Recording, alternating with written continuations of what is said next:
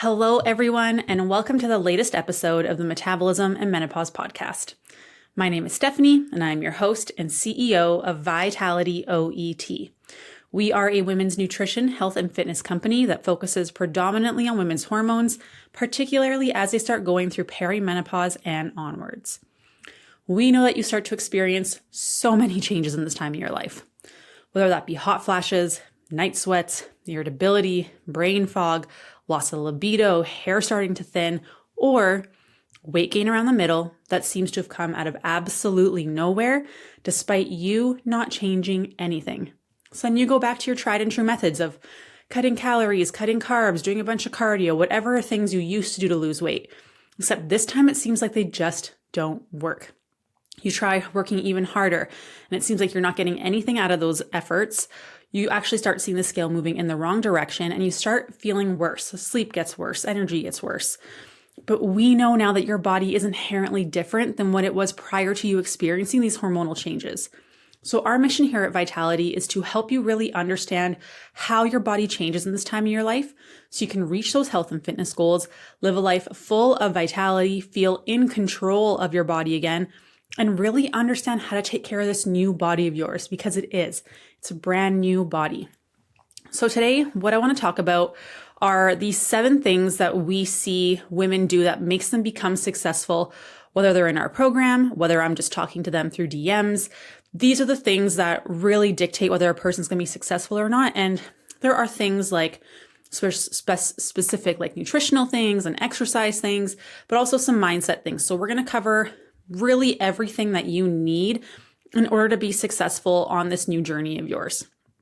But before we dig into that, I just want to let you know that this is the last week to sign up for our February weight loss challenge. It's the first time we've ever done a weight loss challenge. We wanted to make sure we did this right, that this wasn't just some crazy, restrictive, unsustainable way of achieving weight loss just for you to end up gaining it back. We wanted you to learn throughout this process, understand how your body works, and make you have these foundational pieces that we really see lead to success for women in our program and just helps accelerate things. So we're really focusing on reducing inflammation, on increasing your energy levels, and really getting that weight loss started and just getting the ball rolling in the right direction.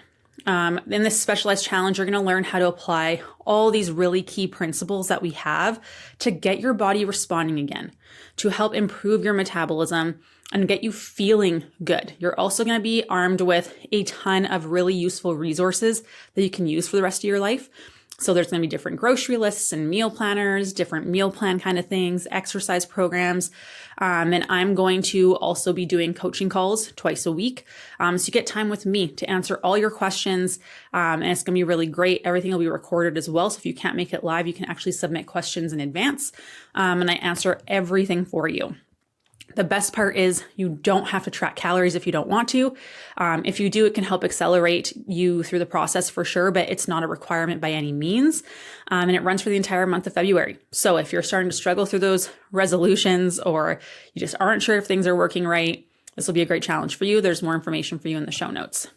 So let's talk about how to become successful on this fat loss journey, because I have helped thousands and thousands of women for free by calculating their calories, giving them different health and fitness and lifestyle recommendations, giving them different goals. Yet some women never actually reach their goals despite having all these resources and all this information and all the intention.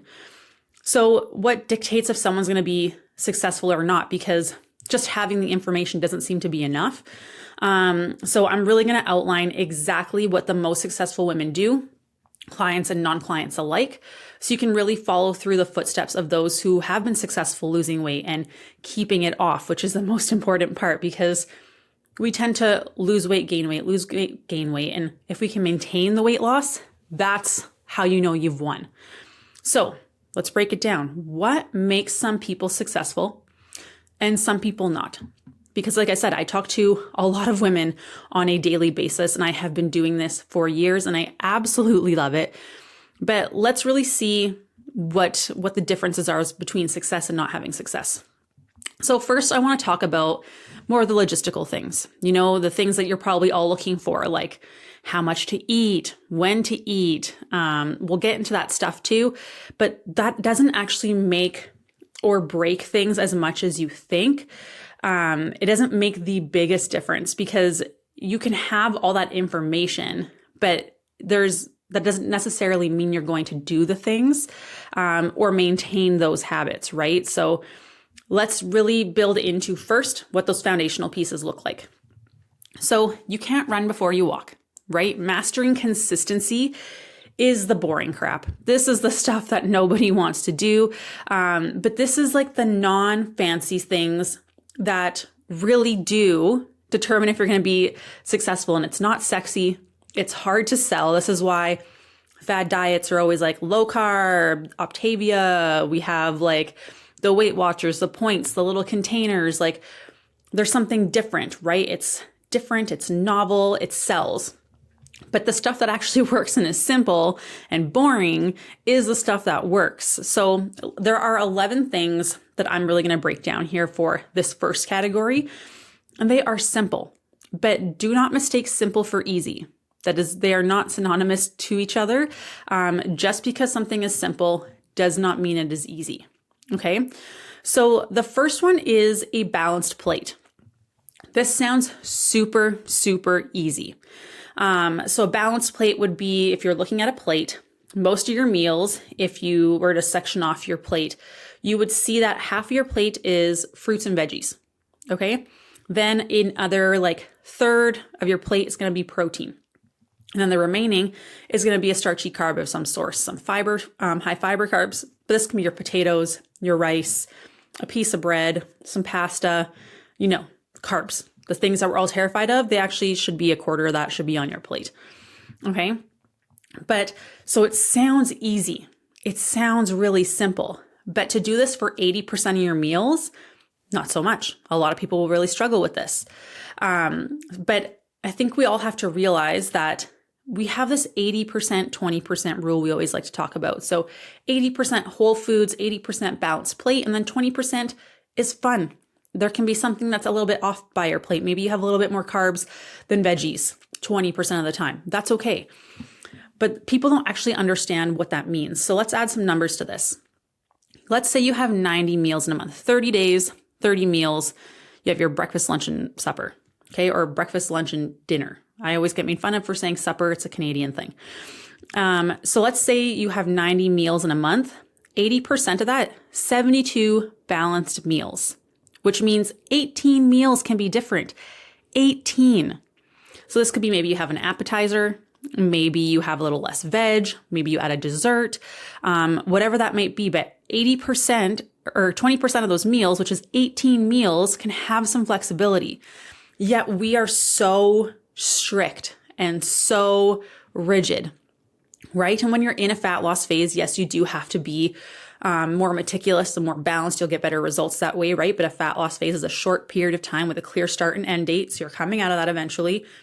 But the rest of the time, you should be having 20% fun foods. 20% might not be balanced. It can change. It can vary. But again, we have this idea in our mind we're either on or off, right? We're all or nothing. We're either being good, quote unquote, or bad, quote unquote, right? So I think it's really important to be aware this balanced plate method sounds very simple, but applying it 80% of the time tends to be a lot more challenging than you think.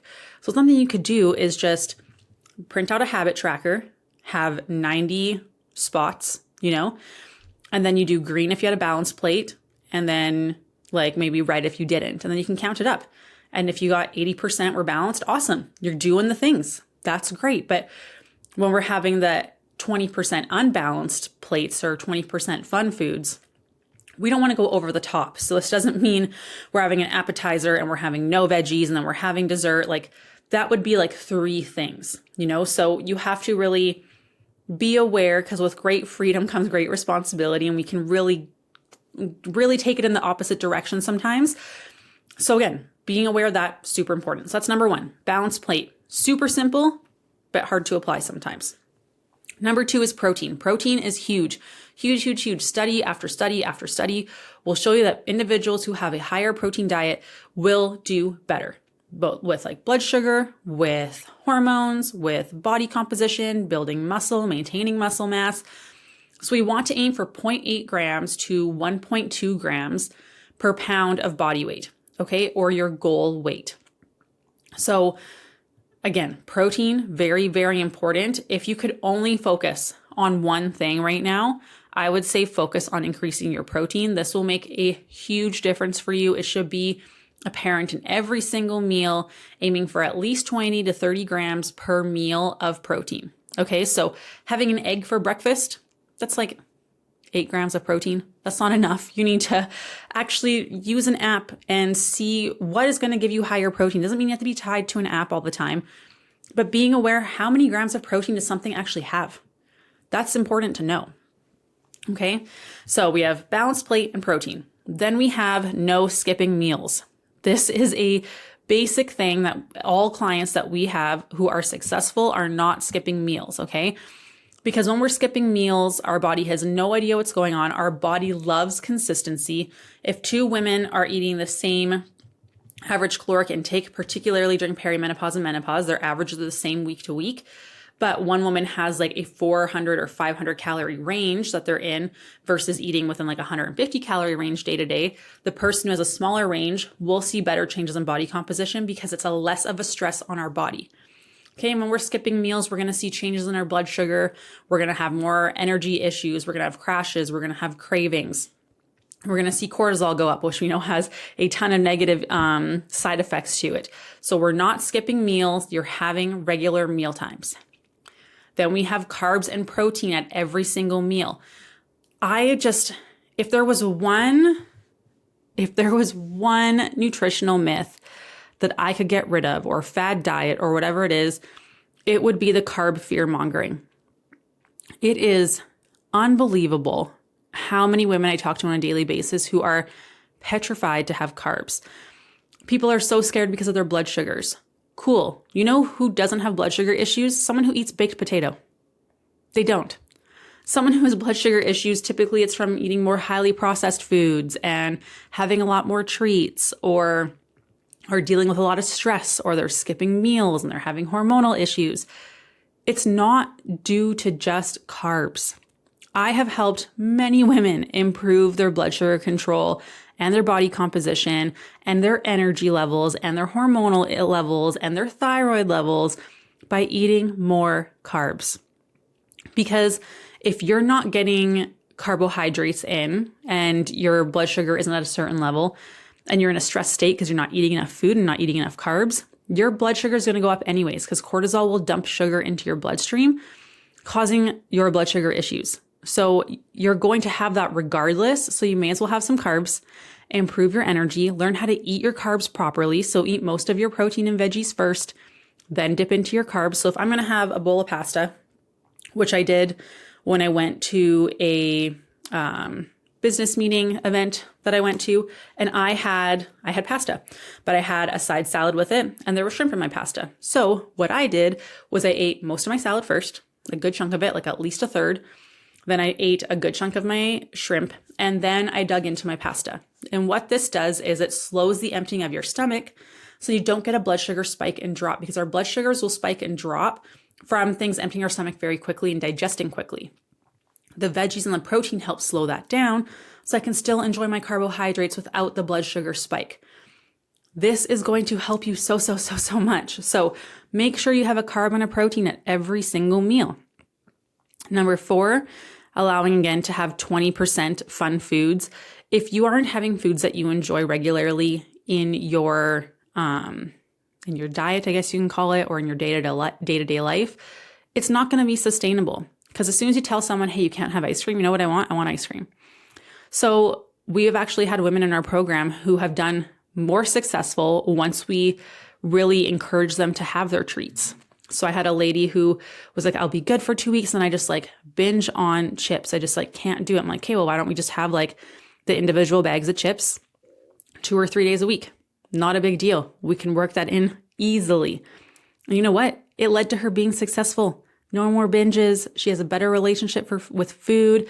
She's enjoying her food again and seeing wonderful changes. So the idea that you have to cut out everything is insane. It's not realistic and you won't be successful long term. Okay. Number 5 is planning. You need to plan. So this doesn't mean that you have to have everything planned out, but if all you're doing is hoping that you're going to magically reach your goals, or you're hoping you're going to have a balanced meal, that's not going to work. It doesn't work for anyone. When has that worked for you? I'm trying to reach my goals. I'm trying to eat a balanced plate, but okay, you're trying, but are you doing it? Are you planning for that? So pack your lunch. Make sure that it's balanced. Have your veggies and fruit, your carbs and your protein. That's how you ensure that you reach those goals. So there has to be some sort of planning done in advance. That would be like, I don't know, going to a job and not knowing what you're going to do day to day and just hoping you meet your, sales quota or whatever it might be.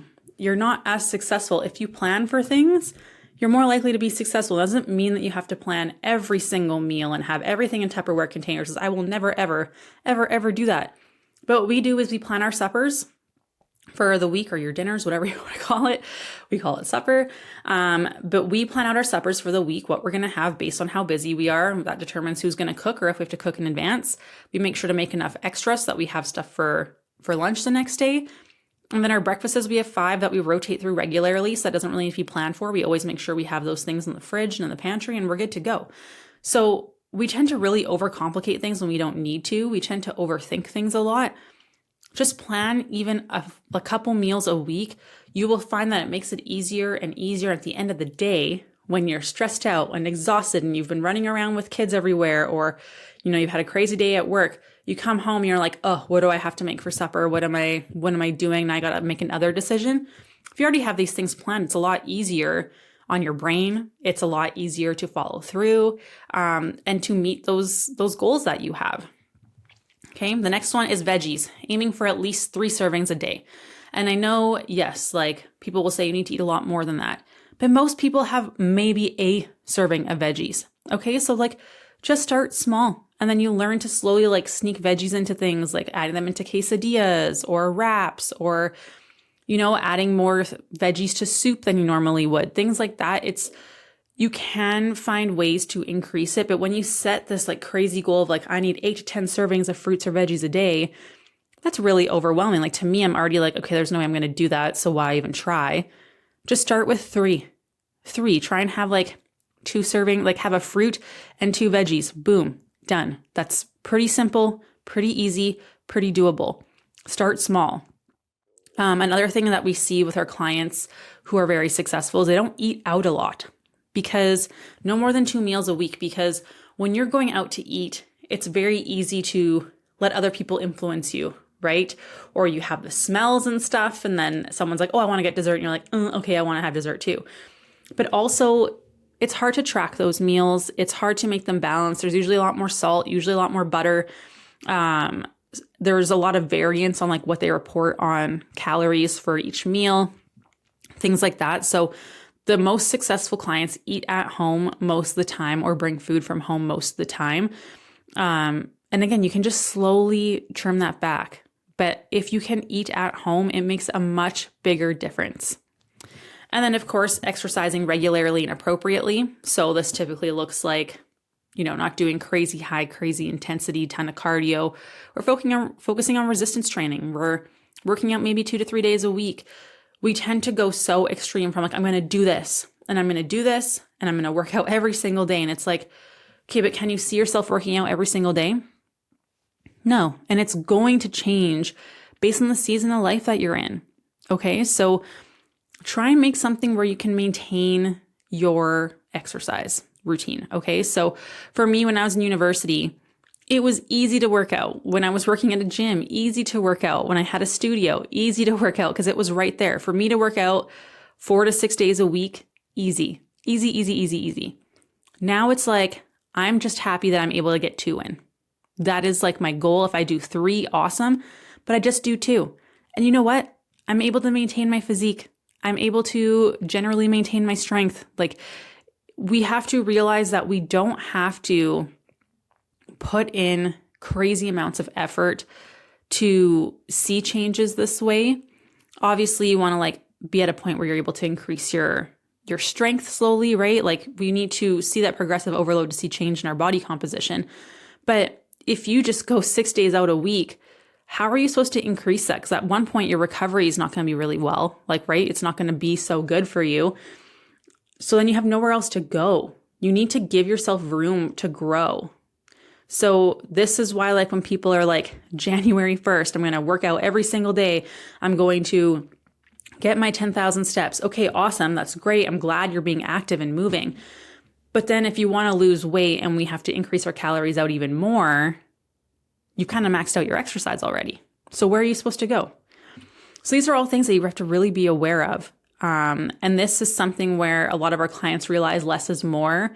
They are much happier. They have more time to themselves. They're enjoying their life more and they're seeing positive changes. So this whole no days off, you have to work really hard all of the time. You don't. That's not realistic. That's not fun. And it's not something you're going to be able to sustain for the rest of your life. Okay. The next one is hydrating, drinking water. Very, very, very important. And then prioritizing sleep. If you're not sleeping enough, you're not going to be able to have enough growth hormone to help build and maintain muscle mass, which we know is an issue during perimenopause and menopause. We know that your cortisol levels are going to be higher. You're going to have more blood sugar issues. You're going to have more crashes and cravings, which leads to making it a lot harder to make better decisions when it comes around nutrition. So women who start prioritizing their sleep start doing incredible things. So that's the building foundation piece. So a balanced plate, 80% of the time, we're getting our protein in, 0.8 grams to 1.2 grams per pound of body weight, no skipping meals, carbs and protein at every single meal, allowing yourself to have fun foods in your diet regularly 20% of the time. We're doing some aspect of planning because just hoping is never going to work. It hasn't worked so far and it's not going to work now. Having veggies at least 3 servings a day. We're not eating out a ton. We're eating most of our meals at home. We are exercising regularly and appropriately, and we're focusing on hydration and sleep. So if you can't master those 11 things, how the heck are you supposed to do anything else? You all try to do these crazy, advanced, crazy protocols with different calorie cycling and carb cycling and cutting out certain food groups and being quote unquote clean and fasting and keto and all this other crazy crap, to be honest, when you can't just do the simple things. Wouldn't it be nice if just doing the simple things gets you to your results? You don't have to worry about, today I have to have 2,200 calories and the next day I can only have 1,800 and my carbs have to be this much one day and down the next. No, it doesn't have to be that complicated and then you're tied to weighing for the rest of your life. No, master those 11 things. Pick 2 of those things on that list, just 2, and just master that for a month and then move on to the next thing. Super simple, not easy, right? Because easy and simple are not the same thing. But if you can master those things, you have no idea how much further ahead you'll be. For example, when we have a woman come into the program, if they've already mastered their protein intake and they're already focusing on hydration, and let's say they've already tailored back on their exercise, they're only working 3 days a week, they are going to be doing a lot better than someone who's only getting 40 grams of protein a day. Because that happens. We see people coming in with a really low protein intake, people who don't drink water, who aren't sleeping, things like that. So if you can master even just a couple of those things on that list, you will be surprised at how far ahead you are and how much more successful you're going to be. So now we're on to number 2. That was just number 1. We've got 7 to go through. So here's number 2 for you. Identify your goal and why it is important. So for most people, just wanting to look good doesn't actually end up being enough because it's not as important as the instant gratification of enjoying alcohol or eating out a lot or wanting to watch TV instead of exercise. But when values are clear, decisions are easy. That is easily one of my favorite quotes because it is very, very true. When you know why it's important, it is so much easier to make that a priority and easier to say both yes and no when it comes to particular situations. So for me, I always give the example with alcohol. Alcohol doesn't serve me. I'm a kind of person that likes to eat and drink because it tastes delicious. Okay. And when it comes to understanding like the calories and stuff like that, a cocktail, which I will actually enjoy, is probably going to be 150 to 200 calories. Like it's going to be fruity and full of juice and sugar and deliciousness. I'd rather have a piece of cake, to be completely honest. I also know that with alcohol, I don't sleep well. I get really hot, almost like hot flashy. My skin gets hot and itchy. I'm bloated the next day or for the next few days. My recovery is crappy. I have like blood sugar crashes and energy crashes the next day. So for me, I'm like, I don't like feeling that way. So for me, very easy. I prioritize being like feeling good and then being able to feel productive. So for me, very easy to say yes or no. So even when we're out with like friends and stuff, when we go out for supper, it's very rare you'll ever see me having a cocktail. Like very, very rare. It'll be like a specific occasion or something like, but for me, very, very rare. I just don't, it's just not important to me.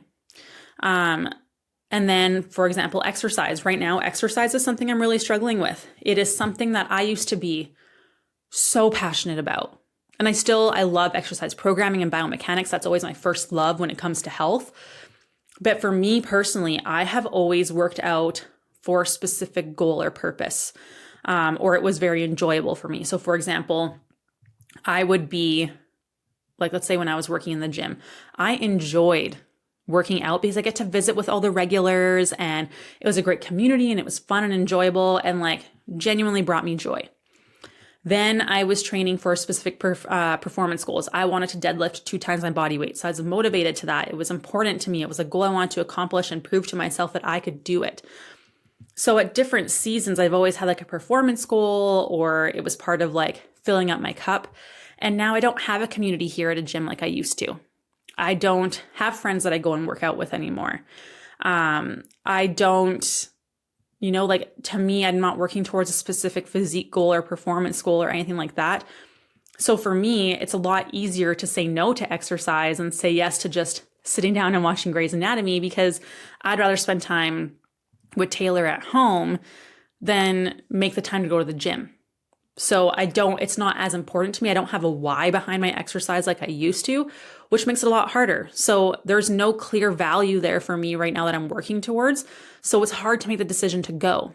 But if I had a clear value around exercise again, it would make it a lot easier. So really understanding your why is really important because if you don't have a strong why, you'll never stick to it. As soon as things get challenging, you will just give up. It's very easy to be like, I just don't want to. I don't feel like it. I'm not motivated to do it. So that's something that we work with our clients a lot is figuring out why is this so important? And the clients who have a strong why will always persevere because motivation will go down. That's just how this works. So those that have a strong why do way better than those who do not. And we can try and push for you to find a good why, but if it just ends up being physique, then typically you're not going to do as well. Whereas if women come in with a health reason, those women tend to do a lot better. Number 3, realizing, I'm laughing at this some bit, realizing it is not just a 3-month process and done. Think about a great, healthy marriage. You don't get married and say, yes, we did the thing, we got married, and then stop doing the things that you were doing prior to getting married.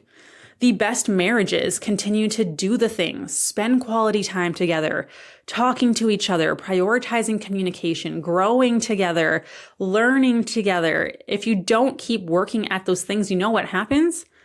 You grow apart. You communicate less. You take each other for granted. You no longer feel close to each other. It's the same with your health and your fitness journey, regardless of what that end goal is. Let's say your goal is to improve your blood sugar, for example. You don't do all that work. You don't exercise and build muscle and focus on recovering and eating your carbs that are higher in fiber and reducing your stress and paying attention to food pairings and the way that you eat food. And then you go to the doctor and your blood sugar is great. And then you're like, sweet, I did it. And then you go back to eating a bunch of cake and not taking care of your stress anymore. You're no longer eating protein. You're no longer exercising. And then you're upset because your blood sugar goes to crap. No, you're like, oh, okay, it's because of this. It's a huge lifestyle change. But for some reason, we don't apply that to our health and fitness. So just look at what you're doing right now, your fad diets, the keto, whatever you're doing. If you can't see yourself doing that forever, then it's probably not for you, because you might lose the weight, but you sure as crap are not going to keep it off. It's going to come back. So being aware that this is a longer process than you want it to be, okay?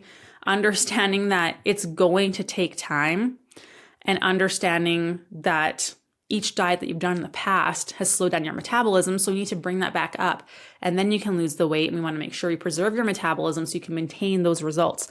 It's not going to be 3 months. It is never going to be just 3 months. And I can promise you that. I would bet all my life savings on that. It is not a 3-month process. And the clients who realize this are the ones who are more successful. These are typically the people who are like, okay, I realize I can't rush this. I'd rather do this right, eat a little bit more for 2 months, maybe a little bit more uncomfortable in my skin for 2 months, but I know I'm feeling better. My energy's improved. I'm sleeping better. I know this is the right way. It's taking longer than I want, but I know this is the way to do things to maintain, to lose the weight and maintain it. And those are the people who will always be successful.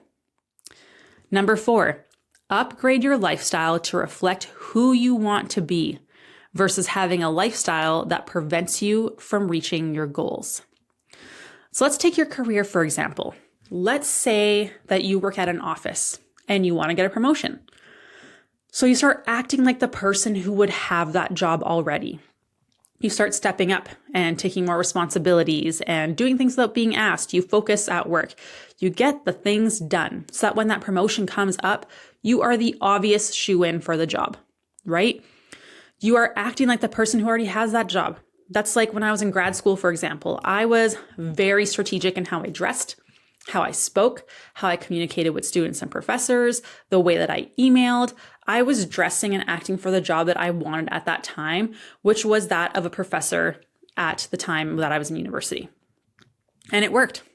Students and professors respected me. I was known as the grad student who, would mark quite heavily, would exactly outline why you didn't do as well, what you can do to improve. But students and professors respected me. I was given more responsibilities. I was known for being clear and fair in my grading. Everyone was very aware of the expectations that I had for students, and I didn't lean or favor, this is how it is, and this is the way, if you want to be successful, this is what you have to do. I was asked to guest lecture a lot. I was very efficient with my time. I became that person before I actually was that person teaching more at the university level. Nutrition, health, and fitness are exactly the same.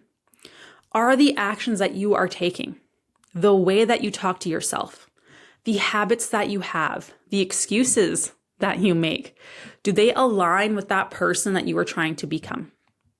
Are they bringing you closer or further away from that person you're trying to become? Would someone trying to be healthier want to copy what you are doing? Or are you allowing external excuses that are, quote unquote, not your fault, take over? Because let me tell you, no one who is successful will allow anything outside of themselves dictate their success. Let me say that again. No one who is successful will allow anything outside of themselves dictate their success. It is a I can do it attitude. I make choices. I take responsibilities for every single choice and the consequences, good or bad, that come along with it. I have a lot under my control. I have the ability to improve X, Y, and Z. The diagnosis of PCOS that I had and the low progesterone do not define whether or not I will be successful, whether or not I will reach my goals. My past does not define whether or not I will be successful.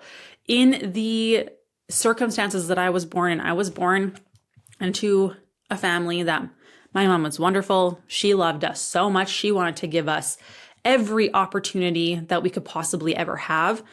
But unfortunately with my father, it was not the same. He gambled, he drank, was abusive. We were at a point where, He left and I was 14 and working and helping my mom pay bills. So the power wouldn't go out, that we can afford groceries. Like, I had to work really hard, but you are not a victim to your past, to your diagnosis. That mentality will never allow you to achieve any goal that you have. Like, you look at some people who have achieved some of the most massive successes, whether that's health, fitness, business, career, whatever it is, relationships. Sometimes those people are born into the worst circumstances, but they don't let those circumstances dictate whether or not they will be successful. And then you see people who are born into all the opportunities. There's no financial stressors. They have a family that loves them. You are born into great circumstances, and yet you achieve nothing. So it is really important to be aware that regardless of where you are, you can do the things. You just have to make the choices and take responsibilities for that. Like, okay, I went out for lunch and I had a drink. Not the best choices for my health, but I take responsibility that might delay my results a little bit if I keep doing that. But I valued that bonding with my friends and having that alcoholic drink over my fitness goals. I chose instant gratification over long term. That's a decision I have to live with. But a lot of people don't think that way, right? They blame it on someone else. So the clients and individuals who don't fall victim to that, and they really take control of their lives and take responsibility for their choices and don't let their past dictate their future, those people are unstoppable because they will get there. They will do it. So changing that mindset can be incredibly powerful. And we see it all the time. Like, the women who really dig into the mindset work, they are incredibly successful. So yes, mastering the basics is important, but if you master the basics and you don't take responsibility for your actions and stuff like that, you'll probably revert back to old habits. The next one is learning. Learning, this is huge. This is something I'm very big on. You need to understand why you are doing what you are doing and what it does to your body long-term, short-term. Otherwise, you're not going to stick to it. And it is incredibly important for you to understand what you are doing and how it is going to affect your specific body. If you do not learn, you will not stick to it. You just won't. You don't understand your body. Like, not understanding your body, how the heck are you supposed to take care of it? Like, can you imagine if I got a horse and had zero help from Taylor? This is a total hypothetical situation. I would have no freaking idea what to do. How much and how often do I feed it? What do I feed it? Is there things that I could feed it that could kill it? I don't know. Are there certain things that are going to make them sick? Are there certain vaccinations they need to get? What are signs that they are sick? Like, will I even be able to tell if they're not doing well? What actually matters when it comes to taking care of a horse? Is there a way to ride them that's right and wrong that will harm them or be dangerous for me? What is the maintenance? Pretty sure you have to trim hooves on horses, but who does that? How often? And why do you do that? And if I don't know what's important to taking care of a horse, then I probably wouldn't do it. And that horse would really suffer. My ignorance would negatively impact that horse's life and health. Yet we do that with ourselves every damn day. You have no idea if what you are doing is harmful or not. You have no idea the long-term consequences to your hormones, your metabolism, your health, nothing. So why do we take better care of our pets and research what we need to know about vacations and trips and animals more than learning about what you are doing and how that affects your body? Doesn't that feel backwards to you? Like, you literally value a vacation, your car, your new cell phone plan, how your camera works, your pets, more than your body. And I bet if you bought yourself a fancy camera, you would do so much research and be super careful with it and learn how to take care of it, how to maintain it. And if you made a mistake, you would learn from it and be like, oof, I will never do that again. And then you wouldn't. But with your body, you're kind of whatever, not a big deal.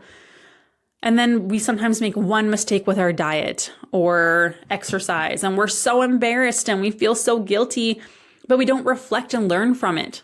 And you just let that cycle repeat over and over and over and over.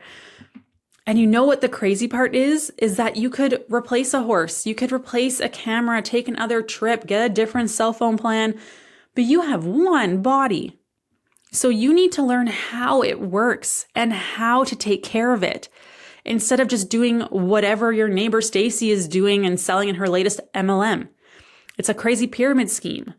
And I know that's super ranty, but man, that makes me so mad. So take the time to learn about your body, understand why you're doing what you're doing, how it impacts your body long term with your hormones, your metabolism, your overall health. Do the research and ask for help or pay someone to help you. I mean, I've done that tons of times when I've been struggling with exercise and stuff where I need to learn more. Know what I do? I pay for a seminar, a certification, a coach. With a business, I have a business coach. I wouldn't be able to figure stuff out on my own. A bookkeeper to help me with my taxes, because I don't know how to do that stuff. So it's getting someone to help you learn these things and making sure you're going to a reliable source, not just someone who wants your money. Because, I mean, I was in a business meeting this past week. Yeah, this past week. And someone asked, like, who got into this because they knew they could make a lot of money? And all of us were like, no, like we did this because it was a hobby and we enjoyed it and we loved helping people, except for one person raised their hand. And I was just so disgusted because working in the service industry, like we're supposed to be helping people. And to me, when all you start caring about is money, it's like, how much do you actually care? How much are you actually teaching? How much are you actually helping that person? So really understanding like who you're taking information from. Would they help you for free? Like, are they giving you all the resources that you need to really learn?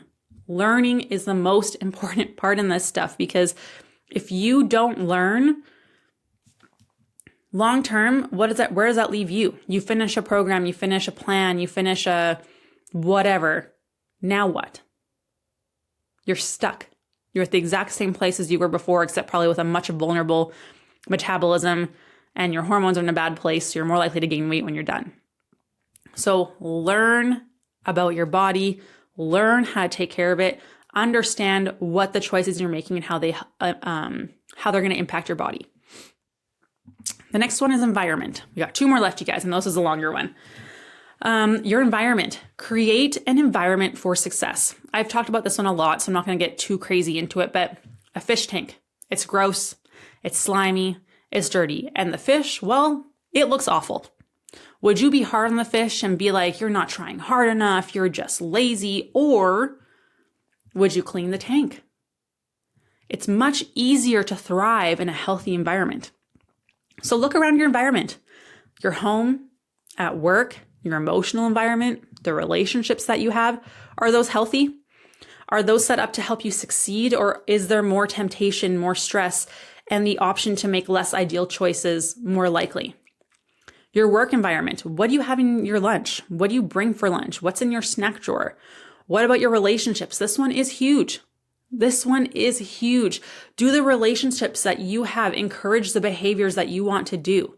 Do those relationships make you feel good? Do you leave those conversations and meetups with your cup full, or do you feel totally drained? Do they leave you feeling exhausted? Do they encourage a lot of drinking? Do you have weak boundaries when you say yes to them and no to the things that you actually want to be doing? And you know that it wouldn't be beneficial.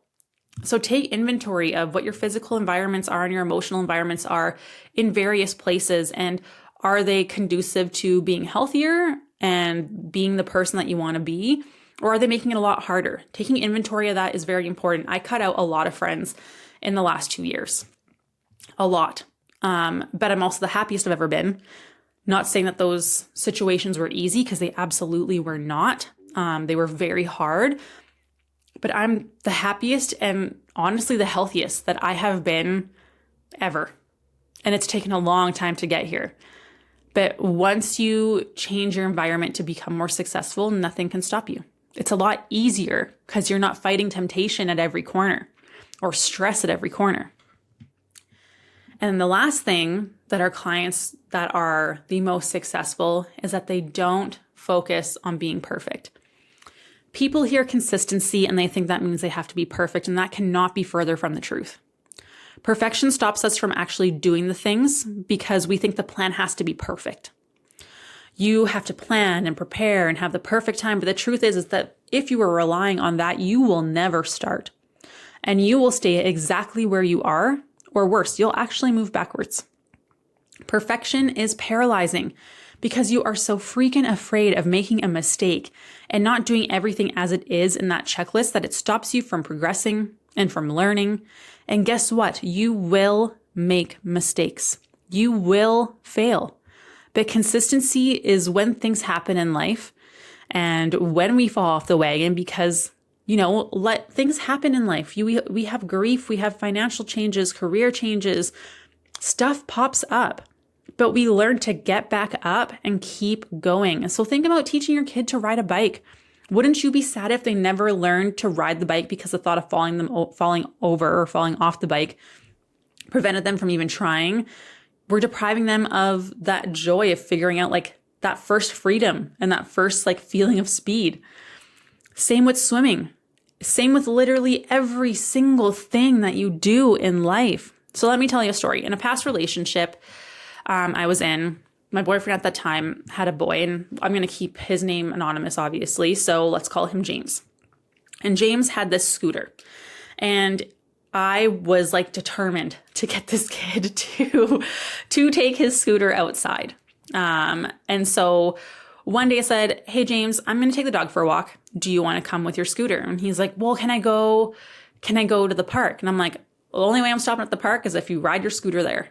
And he was immediately got panicky. And he was like, "No, I don't want to." And I was like, "Well, how come?" "It's just like riding your scooter downstairs," because we had a hardwood floor downstairs and he would ride his scooter downstairs. He's like, "Well, it's safer here. I could fall on a rock or something." I'm like, "Okay, so I'll bring some Band-Aids. Worst case scenario, you fall, you hurt yourself.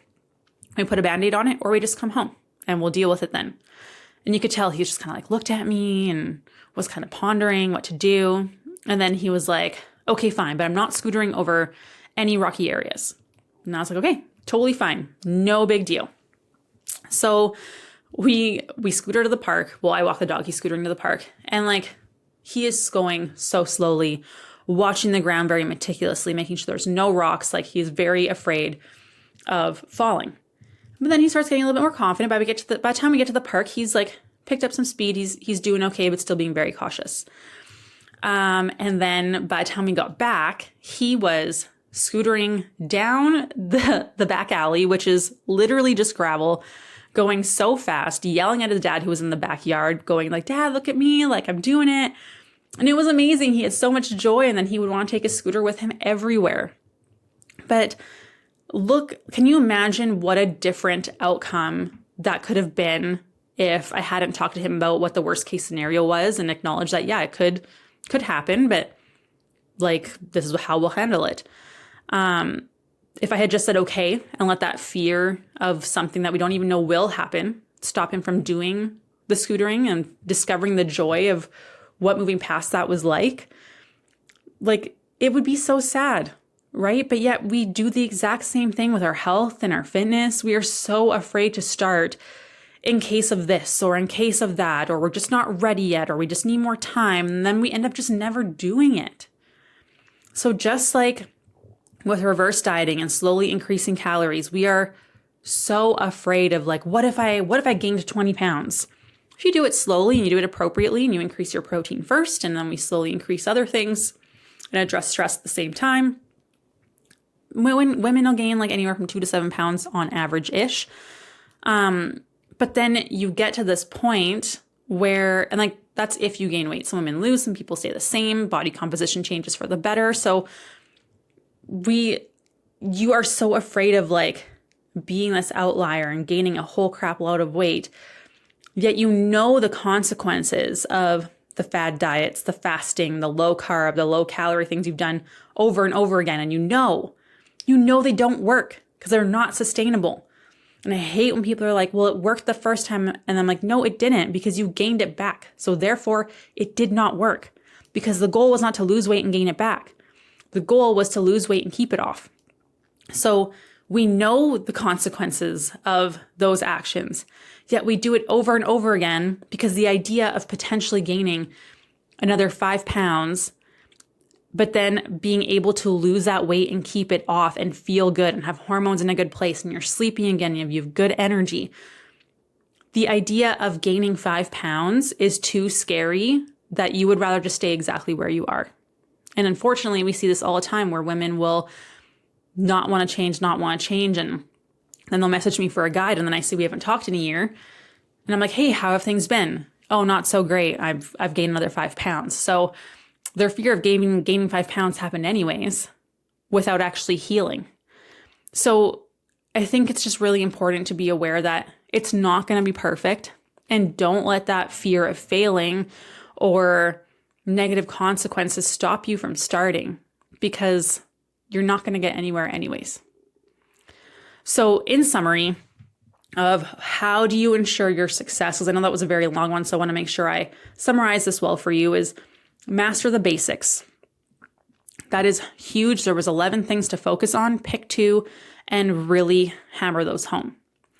Figure out why or why not you are doing them, because if you don't assess where you're at, it's just going to keep happening. So good luck. You're just going to keep trying and trying and trying. Identify your why, because when values are clear, decisions are easy.